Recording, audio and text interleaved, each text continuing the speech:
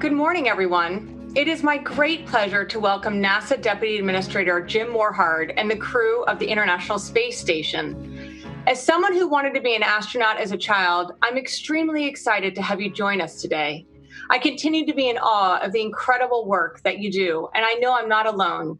Everyone at Nasdaq is thrilled that you're able to join us here today virtually as we get set to ring today's opening bell.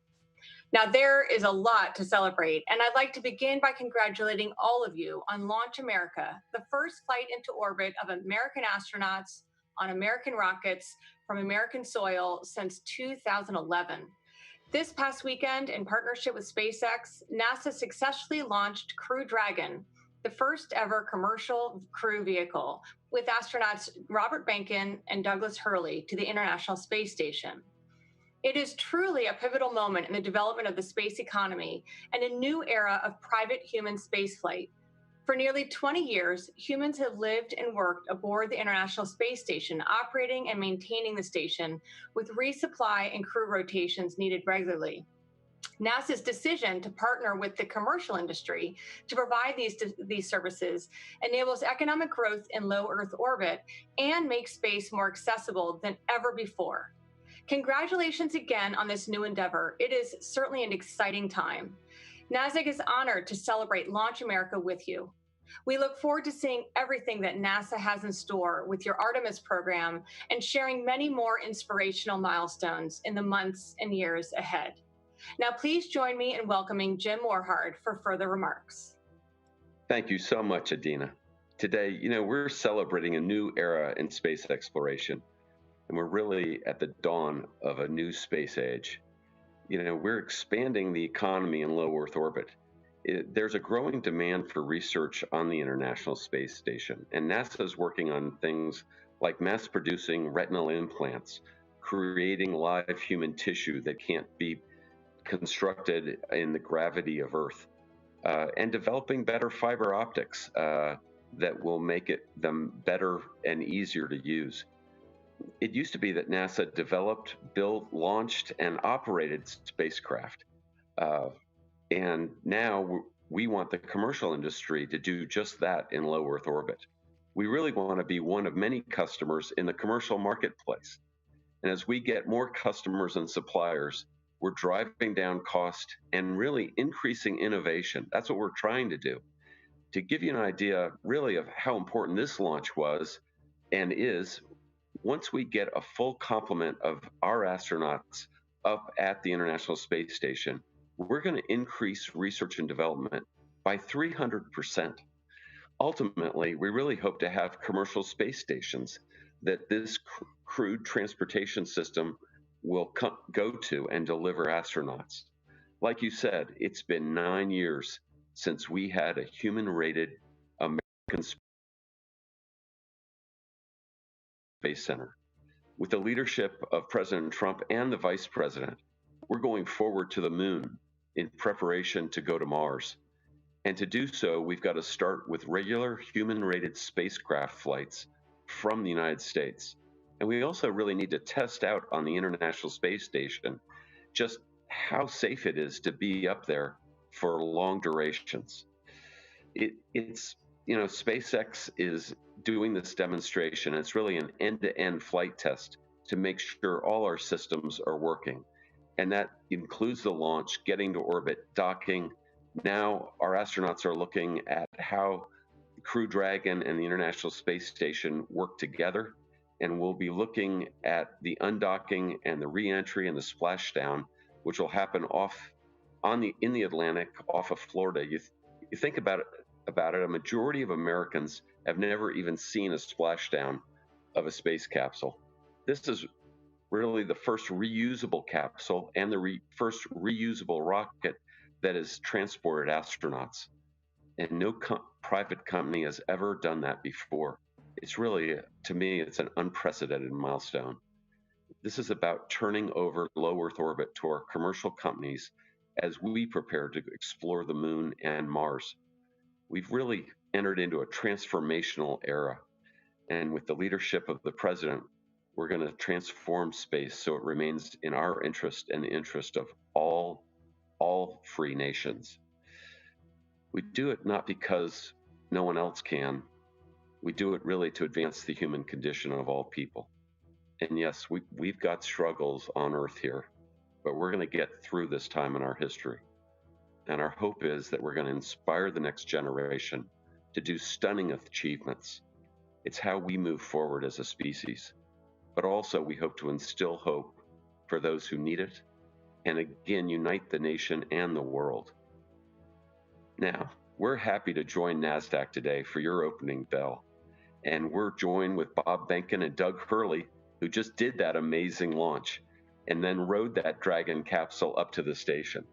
And Chris Cassidy's with us too, and he's the current commander of the International Space Station. So Dina, I think you've got a few questions for the crew, and I'm going to leave it to you right here. Great. Thank you very much, Jim. All right. Well, I just can't believe I get to interview our astronauts today. But Robert and Douglas, you are the first people to fly Crew Dragon. The idea is that spaceships like this will enable people to become private astronauts, to make spaceflight more common. What are your thoughts about making spaceflight more common and accessible to private citizens, and the role that you are playing in that development?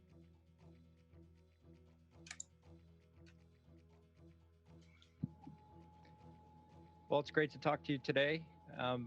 We think that the more people that get to fly to space, the better off we'll be as a species, and the better off the individuals will be going forward. It's really transformational when you come into space and look back at our planet and see how fragile it is and how thin the atmosphere is. It really does change you for the better. And I think the more people that we expose to this, the better off we'll be as a species. That is truly inspirational, so thank you. Well, Chris, as the commander of the International Space Station, this is the second time you've lived on the space station. So what makes the space station such a special place for you?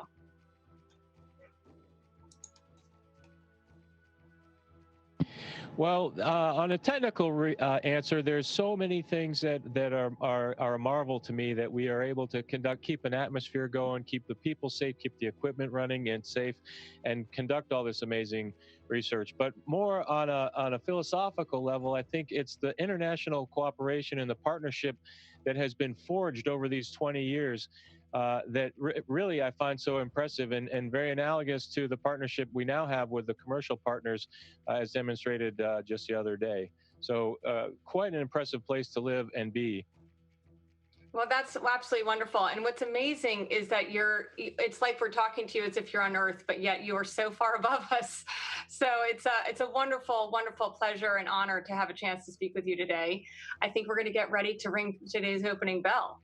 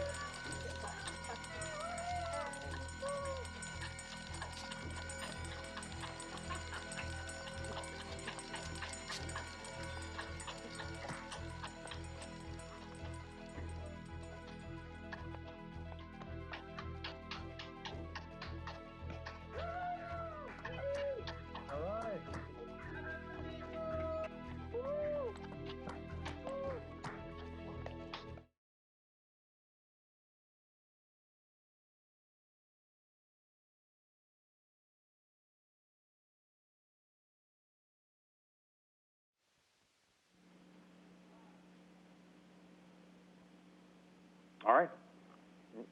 We got the opening bell there, and we are going to hand it over to Morgan Brennan for a couple of very special guests. Morning, Morgan. Good morning, Carl, and thank you. We're going to turn now to the International Space Station. This is CNBC. How do you hear me? The International Space Station has you loud and clear.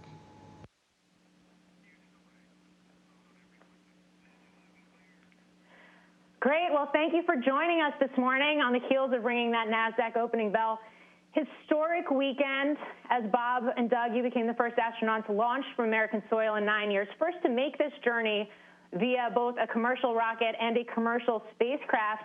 Got to start right there. How was the ride, especially given the fact that you have the space shuttle to compare it to?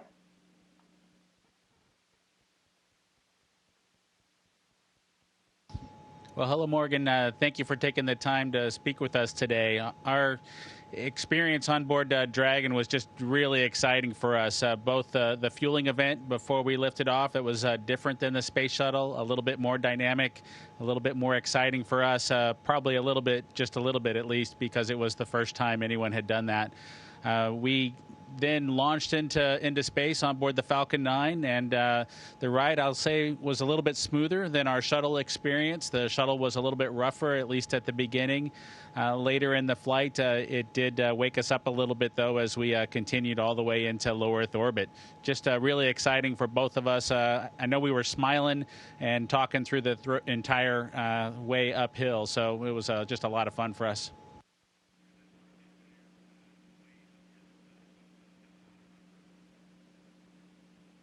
That's great. And just for our viewers, given the fact we do have a little bit of a delay, keep in mind this is a live interview. It's taking place with the International Space Station, which is 250 miles above Earth.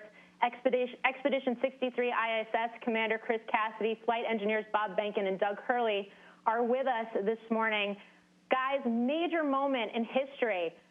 What does this mean for each of you? Well, I think for me personally, it's a great way to fly your third time in space after 9-year wait to fly previously on the last shuttle flight. So this is a good way to kind of bookend it from a career standpoint, and to fly with two close friends and get to spend some time on the space station is just it's a real icing on the cake for me.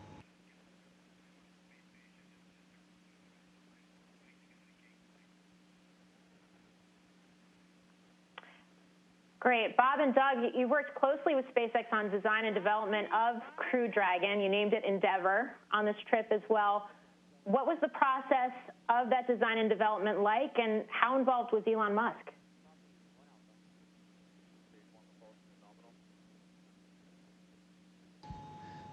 Well, for both Doug and I, we did spend quite a bit of time working directly with the team out in Hawthorne. We've, of course, visited most of SpaceX's facilities around the country at McGregor, Texas, and then down at the Kennedy Space Center. Our experience was pretty extensive. We were able to get to all the facilities, interface with all the different aspects of the vehicle. I think Doug and I went something like 32 consecutive weeks with travel out to California to work directly with that team face to face. It really just does help to be able to see each other. Managing that through the pandemic that we faced was a bit of a challenge, but one that we overcame, and the SpaceX team did a wonderful job with facilitating that, providing a clean environment and ensuring that we didn't get exposed to anything that might potentially impact hardware production or, of course, a launch delay. I do know that Elon was involved in quite a bit of the development process. I know that many of the topics that we would discuss would then be percolated up through the organization, and he would give the final approval on many of the aspects of things that we were trying to get developed. And so definitely a huge team that pulled together, and SpaceX just did a wonderful job with allowing us to be a part of that innovative process.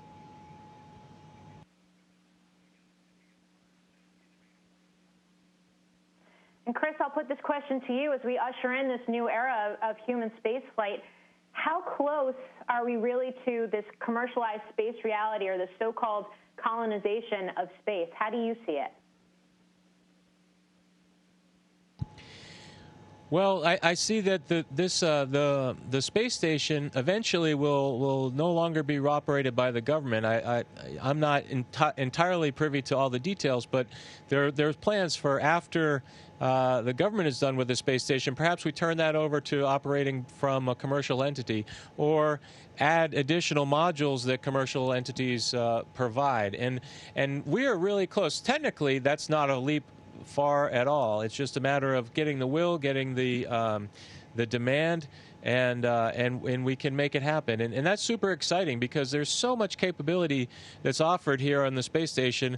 But ultimately, our destination as space travelers is Mars, with a stop at the moon, and the International Space Station gives us that core, that bedrock of knowledge that we have to really fine-tune all of the technical things we need to do to accomplish those two larger long-term goals.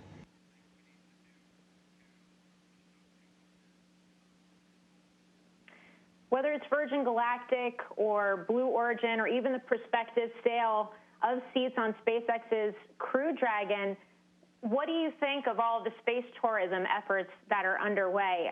Do you think non-professionals are going to be able to handle G-force and some of the other things that are associated with going to and from space?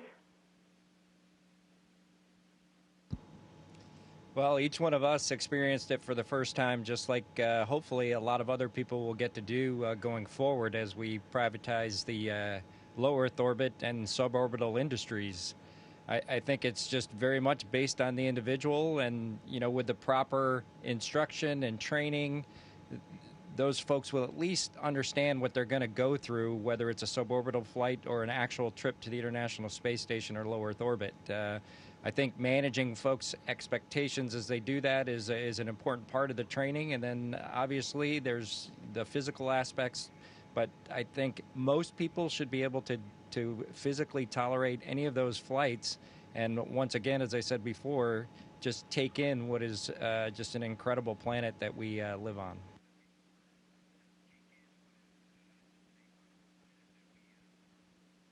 And finally, given the fact that you do quite literally have this unique view of the world right now, orbiting above it, what is the perspective or the insights that you would want to share with those of us that are, quite frankly, in what's been a difficult 2020, navigating quite a number of societal challenges back here on Earth?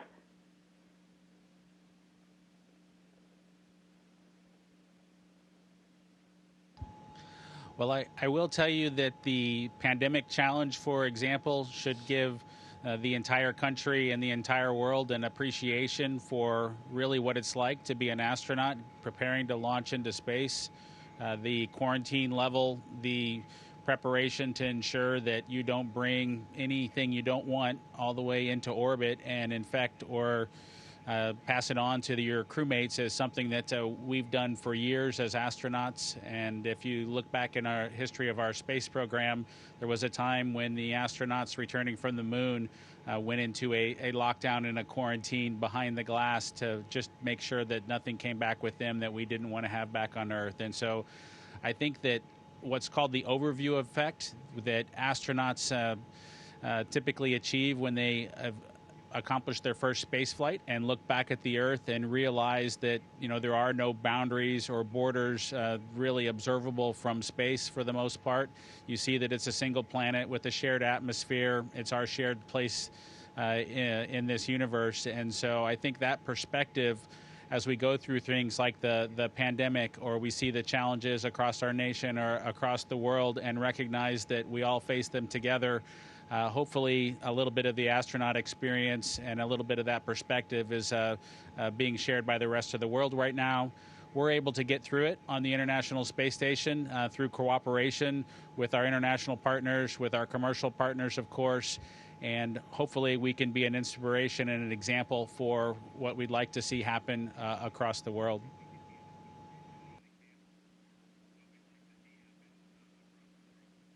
I think I speak for many people when I say you are inspiring us right now. Thank you so much for your service and your bravery.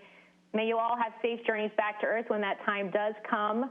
Bob Behnken, Doug Hurley, Chris Cassidy joining us exclusively from 250 miles above Earth at the International Space Station. Thank you so much.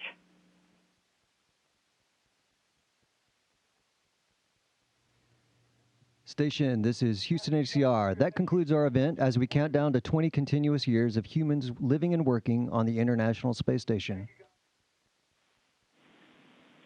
Thank you to all participants from Nasdaq and CNBC. Station, we are now resuming operational audio communications.